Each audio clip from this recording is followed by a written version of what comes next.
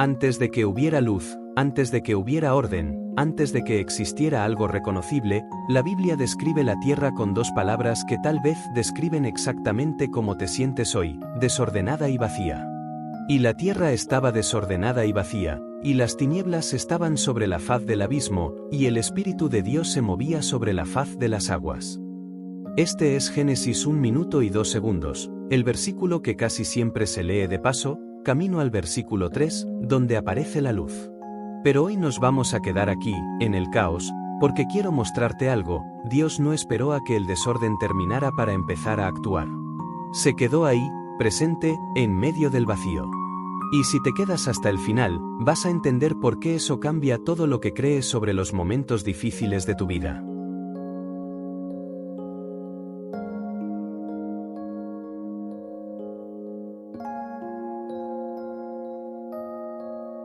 En el vídeo anterior vimos cómo Dios creó los cielos y la tierra desde la nada. Pero antes de que ese todo tomara forma, hubo un momento intermedio, un momento de caos, de vacío, de oscuridad. Y ese momento es más importante de lo que parece, porque es el que más se parece a las temporadas que tú y yo hemos vivido.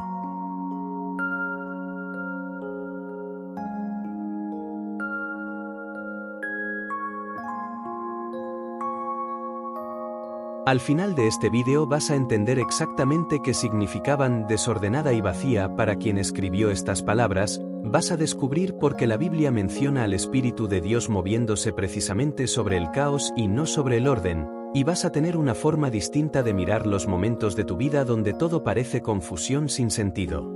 Y antes de cerrar, te voy a llevar al siguiente paso de este recorrido, porque lo que viene después de este versículo responde una pregunta que muchos se hacen en silencio. 1. Desordenada y vacía no es un error de la creación, es un punto de partida.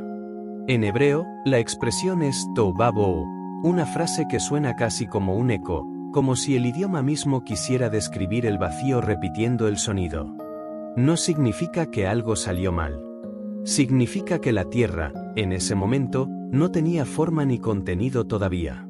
Es como un lienzo antes de la primera pincelada, o una página completamente en blanco antes de la primera palabra. El caos, en este versículo, no es el enemigo del plan de Dios. Es el material con el que Dios va a trabajar. Pero hay algo más ahí, algo que casi nadie nota. 2. Las tinieblas no estaban vacías de Dios, estaban vacías de forma. El texto dice que las tinieblas estaban sobre la faz del abismo. Suena inquietante, casi como el escenario de algo malo. Pero fíjate en la siguiente frase, porque ahí está la clave de todo el versículo: y el Espíritu de Dios se movía sobre la faz de las aguas. Dios no estaba ausente de la oscuridad. Estaba presente en ella, moviéndose, activo, antes de que existiera la primera luz. Esto significa que la oscuridad, en la Biblia, nunca es un lugar donde Dios no está. Es, muchas veces, el lugar exacto donde Él está a punto de actuar. Y esto nos lleva directo al corazón de este versículo. 3. La palabra se movía describe algo mucho más tierno de lo que parece. El verbo hebreo detrás de se movía es rachaf, y aparece en otro lugar de la Biblia con un significado muy específico. Describe el aleteo de un ave sobre su nido, cuidando a sus crías. No es un movimiento violento ni caótico. Es un movimiento de cuidado, de protección, casi de incubación. Así que la imagen que este versículo pinta no es la de un Dios distante observando el desastre desde lejos. Es la de un Dios inclinado, cercano, cuidando ese caos como una madre cuida lo que todavía no ha nacido. Pero eso no es todo lo que este detalle nos revela. 4.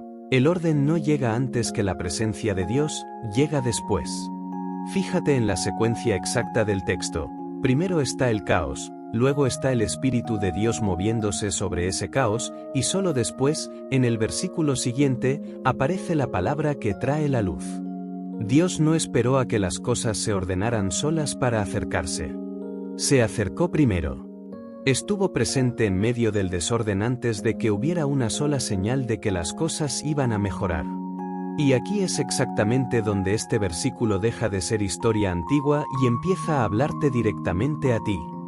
5. La faz de las aguas describe un límite entre lo conocido y lo desconocido.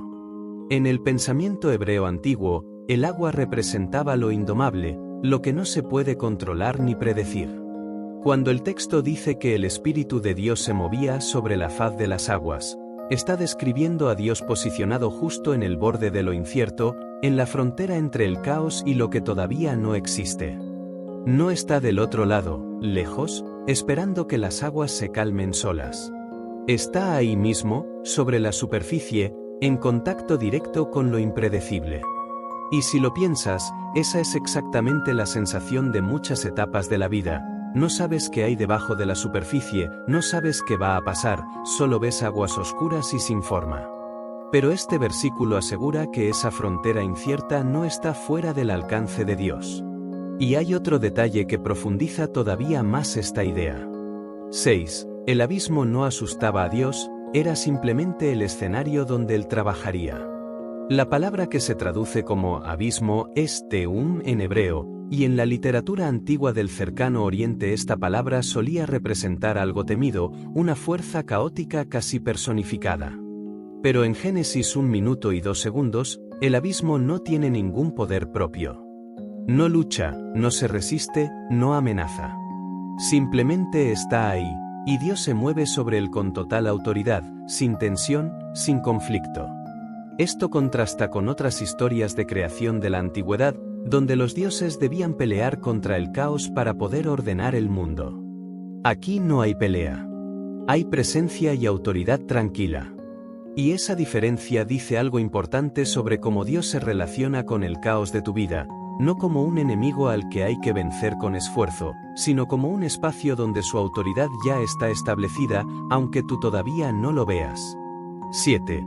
El versículo no dice cuánto tiempo duró ese momento de caos. Esto es algo que vale la pena detenerse a notar, el texto no da una duración. No dice, y esto duró un instante y esto duró siglos. Simplemente describe la escena, sin apurarla. Y esa ausencia de un límite de tiempo es, en sí misma, un mensaje. A veces esperamos que Dios nos diga exactamente cuánto va a durar nuestra propia etapa de tohu vabohu, nuestro propio tiempo de desorden. Pero la Escritura no siempre entrega esa respuesta. Lo que sí entrega, de forma constante, es la certeza de la presencia de Dios durante ese tiempo, sin importar cuánto se extienda. Y esto nos acerca a algo que conecta directamente con la manera en que tú y yo solemos vivir la espera. 8. El mismo espíritu que se movía sobre las aguas es el que la Biblia describe actuando en el resto de la Escritura. Este detalle es fácil de pasar por alto, pero es poderoso. El Espíritu de Dios que aparece aquí, en el segundo versículo de toda la Biblia, es la misma presencia que después va a guiar a los profetas, va a llenar a los líderes del pueblo, y va a acompañar a cada persona que busca a Dios a lo largo de toda la Escritura. No es una fuerza distante que actuó una sola vez al principio del tiempo y luego desapareció. Es una presencia constante, la misma ayer, en Génesis, que hoy, en tu propia vida. Y con esto en mente, llegamos al momento donde todo este recorrido se conecta con lo que realmente importa. Esto es lo que quiero que te lleves de este vídeo. La presencia de Dios nunca ha dependido de que tu vida esté en orden.